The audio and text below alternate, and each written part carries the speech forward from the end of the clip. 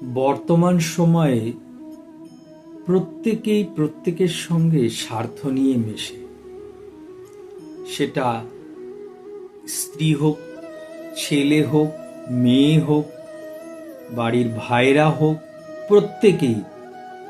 প্রত্যেকেই স্বার্থ ছাড়া মেশে না। আর এই স্বার্থে যখন আঘাত লাগে তখন তারা সরে যায়।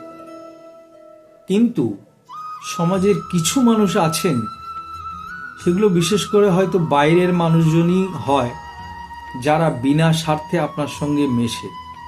তো সেই ধরনের মানুষের সঙ্গে কখনো খারাপ ব্যবহার করবেন না। আর জীবনে সবসময় মানুষের সঙ্গে স্বার্থ নিয়ে মিশবেন না, কারণ স্বার্থ নিয়ে মিশলে যখনই আপনার স্বার্থে আঘাত লাগবে তখন তার সঙ্গে আপনার সম্পর্ক নষ্ট হবে।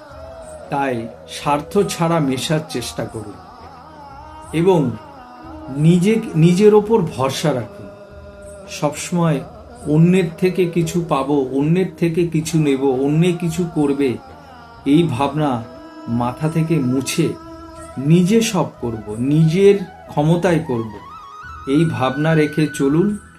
দেখবেন আপনি জীবনে আনন্দে আছেন, শান্তিতে আছেন, সুখে আছেন।